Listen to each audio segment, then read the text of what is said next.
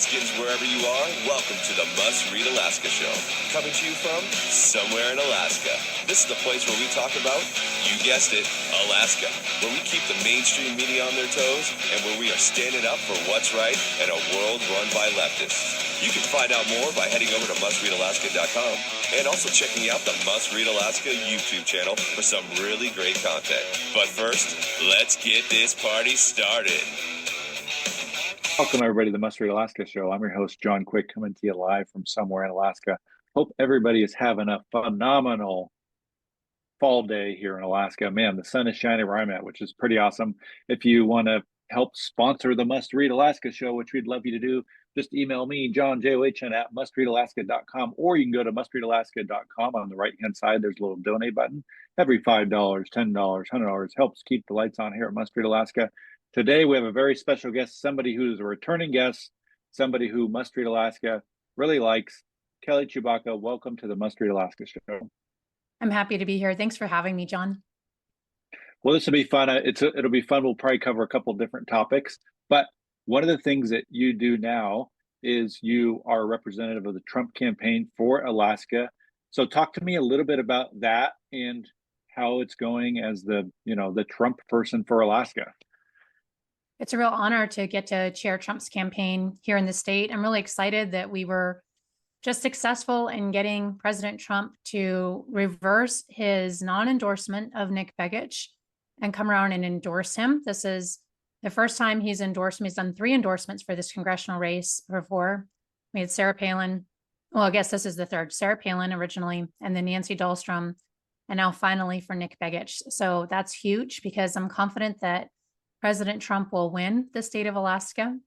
What we're really doing right now is pushing and encouraging voter turnout. I'm very concerned that we will have low voter turnout. We had extremely low voter turnout from people who are to the right of center. So everyone who's undeclared or independent but tends to vote Republican, to people who are registered Republicans for our primary race, so much so that our Democrat candidates really overperformed.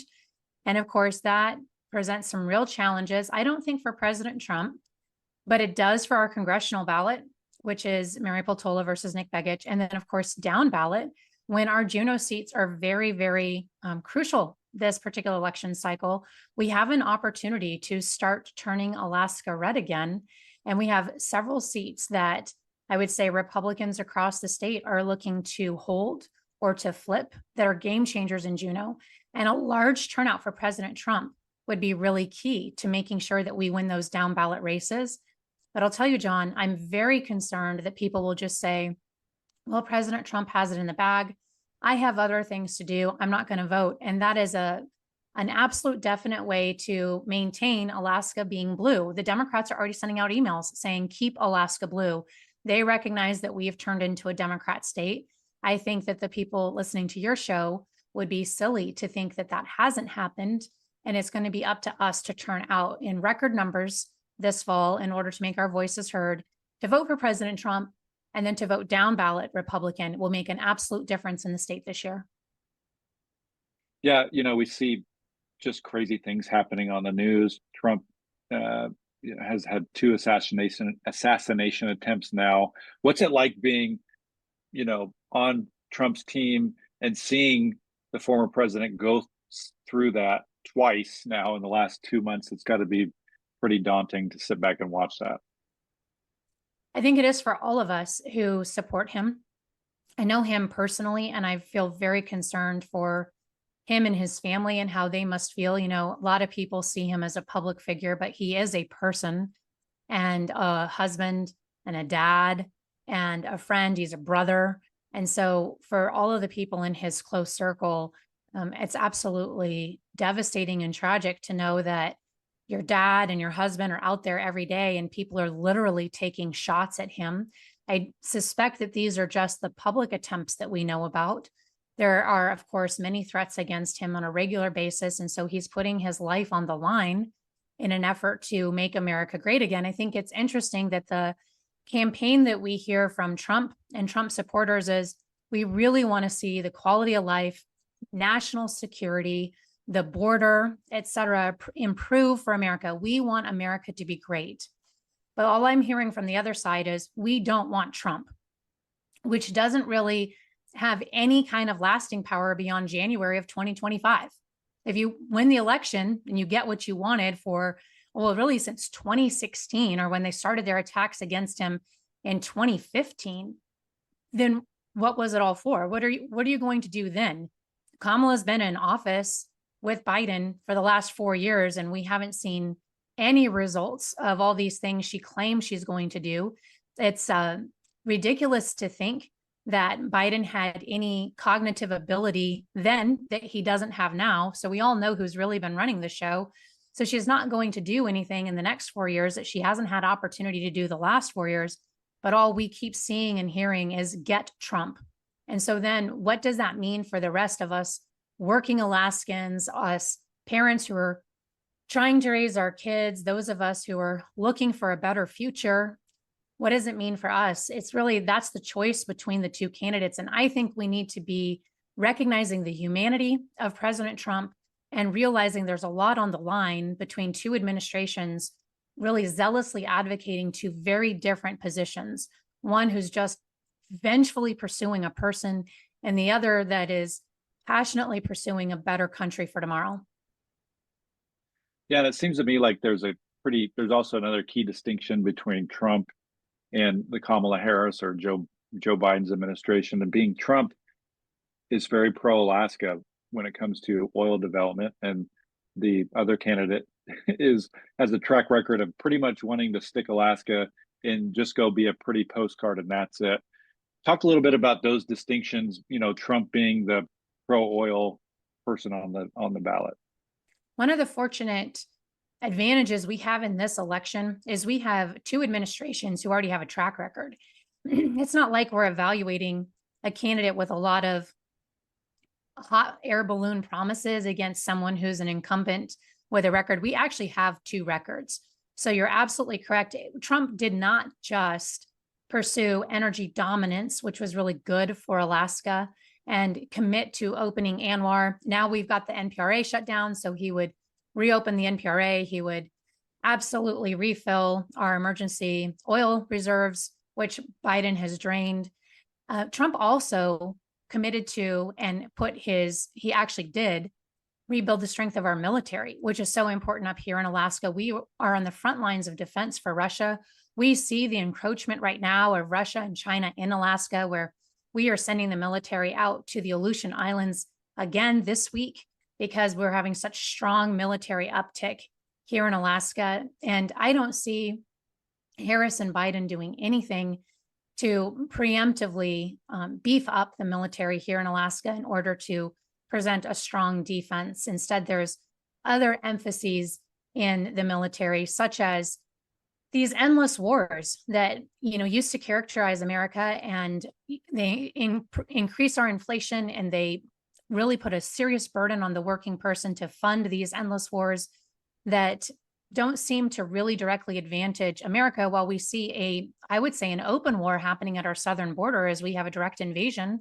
What is it? Over the population of over 35 states has entered illegally at the southern border.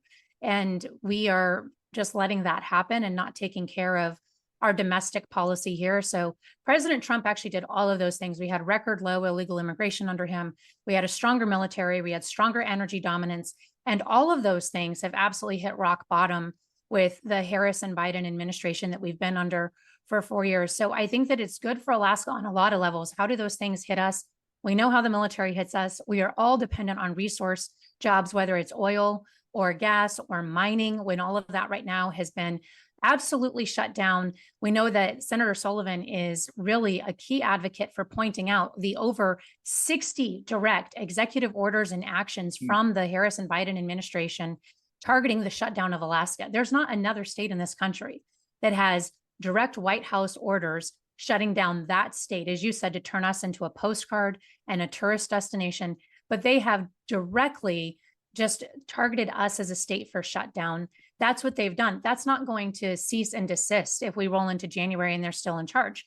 I just noticed, humorously, one crane pop up over Anchorage in the last 4 years. I thought, oh, is that our infrastructure funding? No, it's over a church.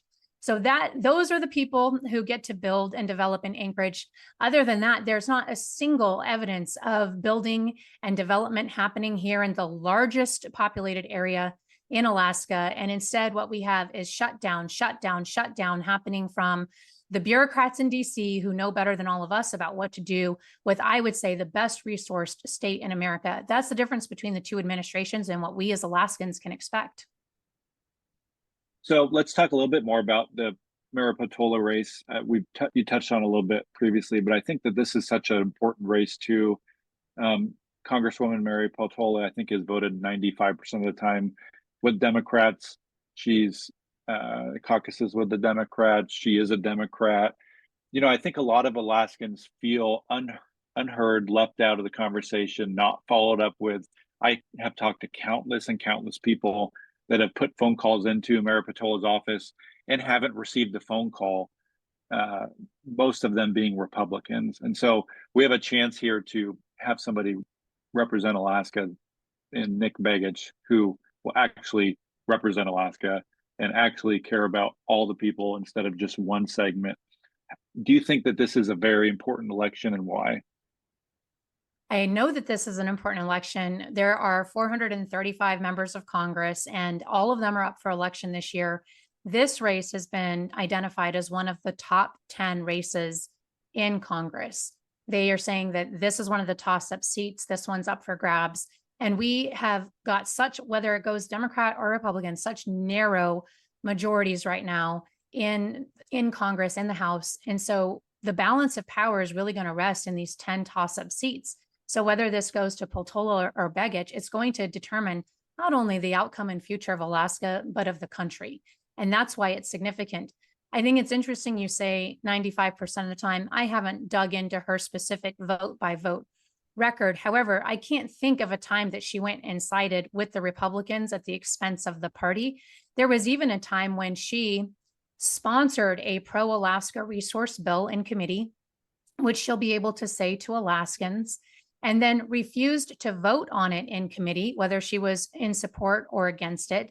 And then when it went to the floor, she actually sabotaged the bill by writing a letter, a dear colleague letter, to all of the Democrats saying, do not support this letter. So I'm confident Potola will campaign on, I did this, I sponsored this bill, which looks really good. She won't admit that she self-sabotaged the bill to hurt Alaskans. And so I wonder if those other 5% of the votes were actually the 40% of the votes she missed. You know, strategic votes, if you go back through on the Strategic Petroleum Reserve, on energy development in Alaska, votes like this one that she just conveniently skipped out on because she had to go to the bathroom, or she was up in Alaska doing campaigning or whatever it was. And so she didn't vote with the Democrats because she just wasn't on record voting, not representing Alaska's voice, not boldly and courageously taking a stand for her constituents, even if it doesn't align with her party, which is, you know, sometimes what Alaska representatives are going to have to do. And so I think it is really important for Alaskans, again, to vote this year, even if, you know, you would align typically with your party, in this case, Democrats, or if you're an independent who leans to the left.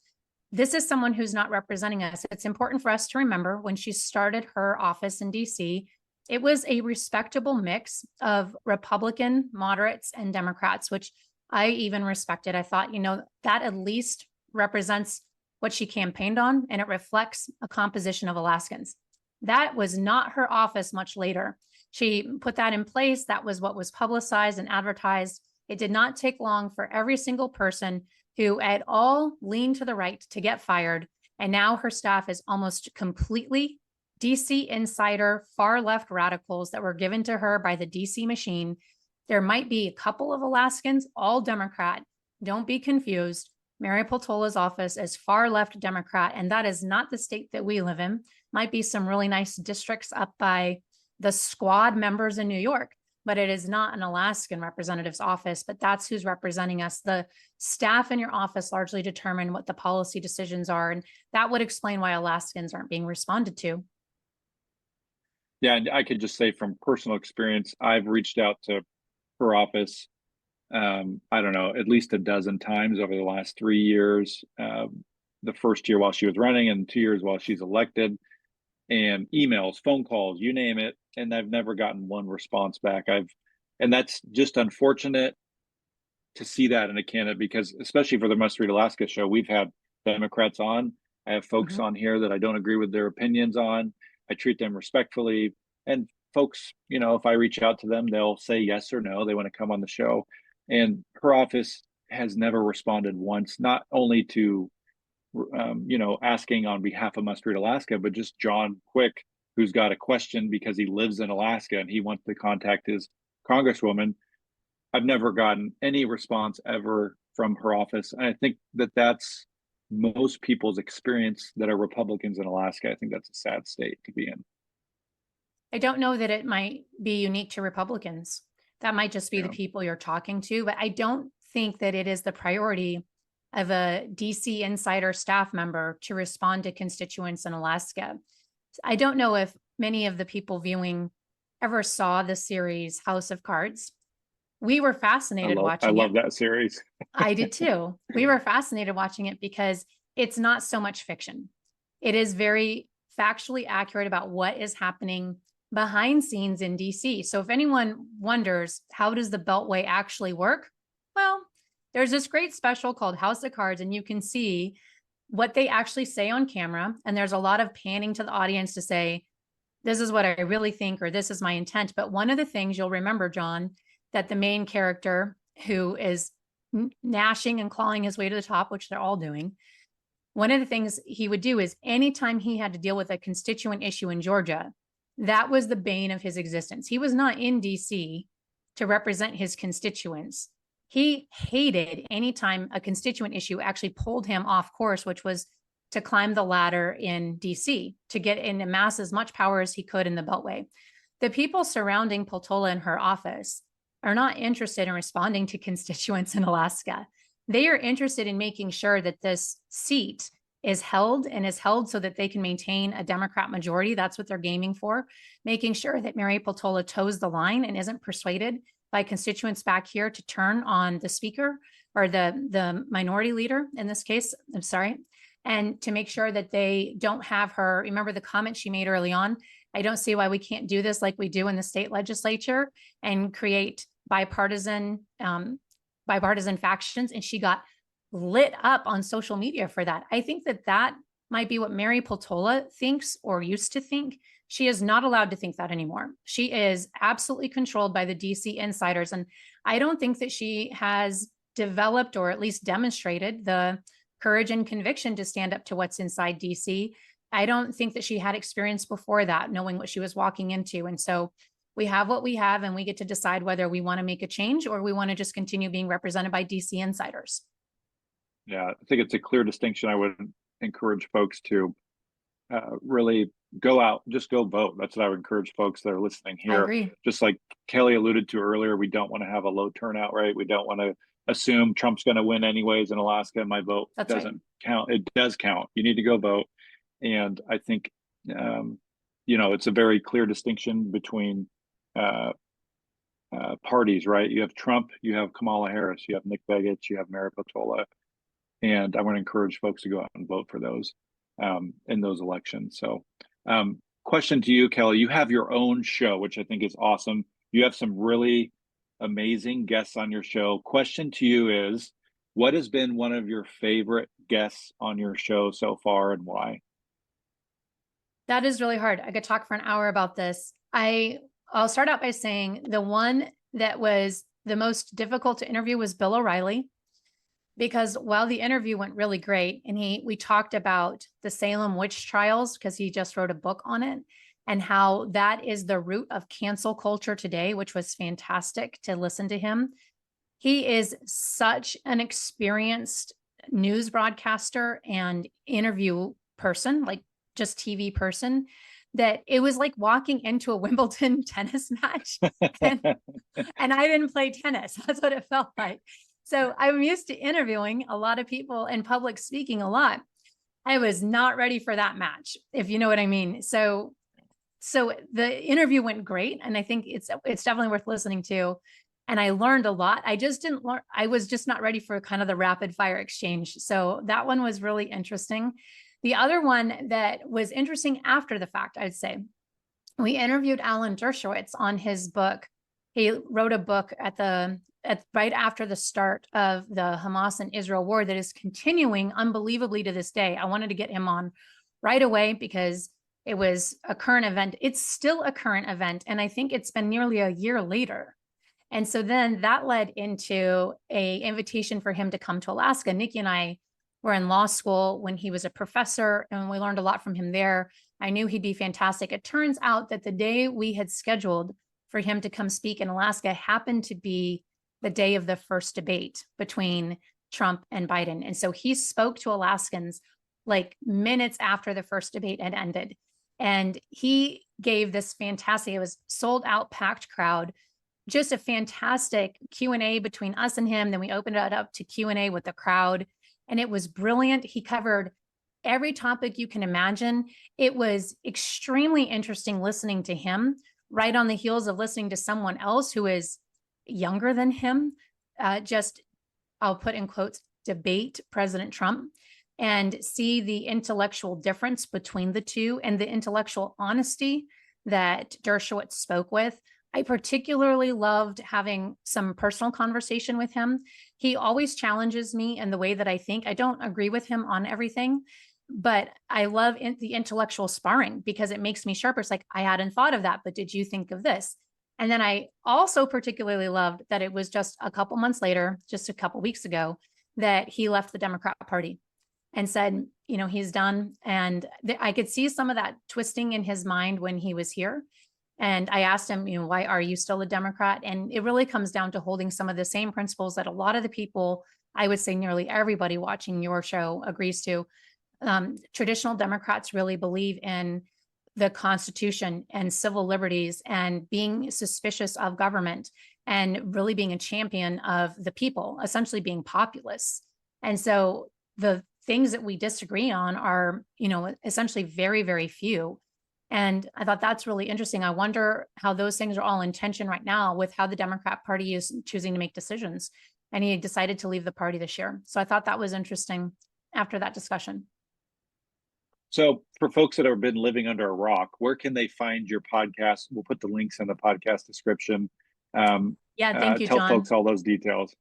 Yep. So we are at standshow.org because we are helping to make courage contagious and helping people to take a stand. So standshow.org.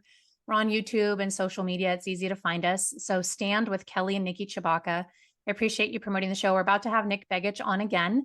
Mary Peltola is welcome to come on the show. I think my experience is similar to yours. We don't get much response, but we, happy to profile different people. We don't just have political people. We've also had business leaders and authors and a really just interesting, diverse group of contributors to the show, which has made it really fun. So standshow.org. And I think one of the cool things you've had on your show, not only have you had big names, which I think is awesome for Alaska because there's only a certain amount of people that can make a phone call and get these kind of big names on a show. So I think it's awesome that you have big names out there, but you also include your kids on some of these things. Talk to me about that. Yeah. You've had your kids on several of the podcasts, not only probably co-hosting or you're asking them questions, they're kind of giving their spiel. Why is that important to you? I really have believed that my purpose is to champion others. That's where I find my greatest fulfillment, is helping other people succeed in their purpose or what they feel called to do. And if I can use my shoulders to lift other people up, that's really my dream. So we do that with the podcast. I do that with our consulting company, which is called Denali Strategies. I just love doing that. And so the podcast has really created a great opportunity for my two oldest kids to really help out and participate. They've learned so much and it has been incredible. So it started out with, do you want to draft questions? Do you want to contact some of these people? Do you want to meet them? Some of the backstage stuff. Do you want to try your hand in producing, like editing and putting these things together, which has really gotten the attention and has been really impressive to many of our guests. So I think that's great. It's actually inspired my oldest son to go into communications, which I don't think he was thinking about before. He happens to be very good at all of this. But then that actually moved into, you're actually pretty good at this. Do you want to try a show or two? And we geared some of the topics towards, youth in enterprise or youth raising up. And then that became, we got such positive feedback, especially on my oldest son. And he would do his own commentary and add his own thoughts. And then that became like the most popular episodes that we were like, well, we should just move you into essentially non-youth content and have you, he's very opinionated, and have you opine and give comment on some of these current event topics. And then those became very popular. And so we're just branching out that way. My daughter's actually put together several of the shows, several of the lineups, and those are her ideas. And so we're going to be bringing her into some of the shows now as well. I think it's just been a really great opportunity to use what we can to build other people. I love living by the principle, don't do alone what you can do with someone else. So the best way to help other people grow and learn is to bring them along. Do you have time for a story? Oh, yeah. Okay. So this is all because of a time when I totally flubbed it up, John. Like one of my worst mistakes ever. I was invited. I was one of the first, probably the first chief data officer in the federal government. So I was running this massive, cutting edge, amazing data analytics program. And really, it was my team. I was just the person in charge of budgets and HR and all of that. So I have this really cool data analytics team. And because they were doing amazing things, finding healthcare fraud and theft, and returning billions of dollars to taxpayers, they were really, really good. I was invited to speak on all these panels and do all of these conferences and TV hits, and you get the idea. So I was the spokesperson for this team and all the great stuff they were doing. In this particular panel, there were 4 guys and me, and it was going to be televised and also put out on radio. And so the moderator said, whenever the gentlemen respond, they need to say, this is John speaking and this is my response. But Kelly, you don't need to say your name because you're the only woman at the table. And normally, like, I was used to being in boardrooms and these executive meetings where I'm the only woman at the table. And I don't think much about the gender difference or gender gap because it was so common. But this time it really offended me. Like, it got to me, and we're about to go live. And I was really heated because I was the only one at the table, but I wasn't the only woman in the room. There were these other young women in the room who came with these very self-important guys, and they were carrying their water bottles and carrying their briefcases and taking their social media pictures. You get the idea. Relegated to the viewer bench to watch how important these guys were. And I was so upset that I was the only woman at the table and all the other girls were sitting in these chairs taking social media pictures. The gender divide was just offensive. And so as the lights are coming on and the cameras are running and everybody has smiles, I'm sitting there like this angry feminist, right? And so I asked myself the question at that moment, but how did I get to the table? So I remember sitting in the chair, carrying the boss's briefcase, who was almost always a guy, and his water bottle and taking his picture. So how did I get to the table? And that's when I remembered almost all those bosses didn't bring me along because they needed me to carry their briefcase or their water bottle. Almost all of those male bosses brought me along because they were prepping me to get to the table. I was the one who had prepped them. I was the one who did all the research, knew all the talking points, got them ready, knew the material better than they did, but they had the position and the title, just like me. I had the cool data team. I didn't really know what they were doing, but it was my job to represent them. And so just like that, I learned, like, this is what to do. This is how to do it. Then they would bring me in the room under the guise that they needed someone to carry their briefcase when they didn't, so that I could see, this is the next step. This is what you say when you didn't prep it and you don't know the material and you read the talking points for 3 minutes in the cab on the way over. This is how you wing it at the table. And then they would then recommend and support me for the next promotion, for the next promotion, for the next promotion. That's how I got to the table. And so as the questions are starting going around the panel, I thought to myself, who did I bring today? Who's carrying my briefcase? Who's carrying my water bottle? I didn't bring anyone because I didn't need anybody to carry that stuff for me. I got it covered, right? I don't think highly of myself. And I missed this huge opportunity to not do alone what I could do with someone else. I swear I needed 4 people with me that day, right? I needed someone for my coat and someone for my briefcase and someone for my water. I could have snuck 4 people in that room to help get them to the table, but I missed it. So since that chastening moment, I've decided, don't do alone what you can do with someone else. If I can get my kids on the show, I'll get them on the show. Why? Because I have no idea if that's the next Bill O'Reilly sitting next to me. Yeah, that's awesome. You know, it's fun to see your show unfold. And for folks listening in, I'm going to put her show's links in the podcast description. I want to encourage folks to go listen to it. You're going to hear some awesome insights and thoughts and guests that Must Read Alaska doesn't have. They're 2 distinctive podcasts. And I think, Kelly, it's fun to see your show blossom and flourish and get popular out there, not only in Alaska, but probably around the lower 48. So I appreciate you giving us a peek behind the curtains there. 30 minutes has gone by in a flash here. Do you have any last minute thoughts here before we head off? Yeah, I do. I think the other thing I would love to say is when we go and vote, which is so important to do, we must vote. We've got to vote yes on 2. So this is the ballot measure that will overthrow ranked choice voting. And there is a ton of money being spent right now to convince us again that this is something that it's not. Remember that the way that this got passed originally, I don't know anyone who actually voted, quote, for ranked choice voting. People voted for getting dark money out of the state, remember? But it was funded all by dark money. And just like this time, if you look at the top 3 contributors, it's contributor in Colorado, contributor in, is it California, and contributor in another out-of-state state. All this dark money is flooding in again to convince us that we are going to close all primaries to anyone who's not a registered Republican or Democrat. That is false. It's a lie. That never has happened, and it never will happen.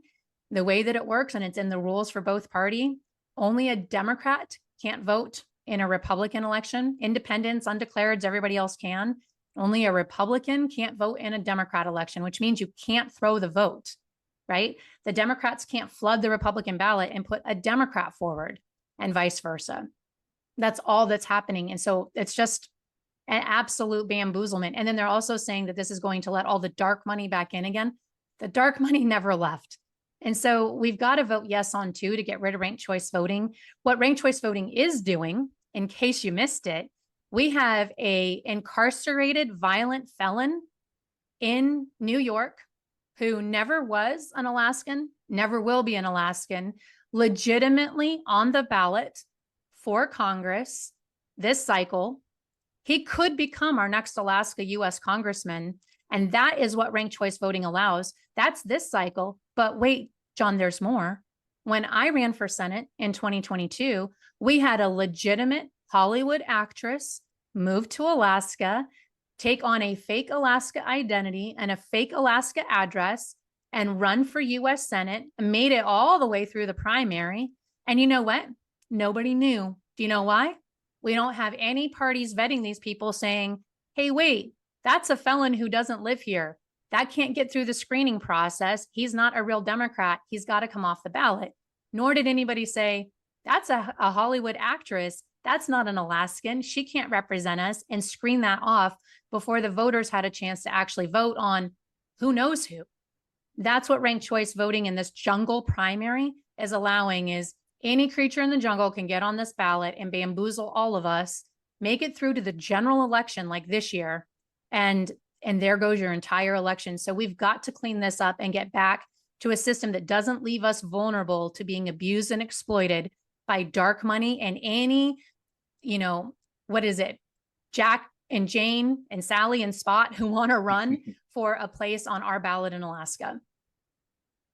Yeah, that's a great point, folks. Just if you just caught the tail end of this episode, I want to encourage you to go back and listen to the whole thing. Some very great insights from Kelly Tshibaka. Kelly, thank you so much for joining us again on the Must Read Alaska show. For folks that want to support Must Read Alaska, go to mustreadalaska.com. On the right-hand side, there's a little donate button. Every $5, $10, $100 helps keep the lights on here at Must Read Alaska. If you want to sponsor the show, email me, John, John, at mustreadalaska.com. I hope everybody has a phenomenal rest of their week. Until next time, I'm John Quick from somewhere in Alaska. Thanks, Kelly. Bye.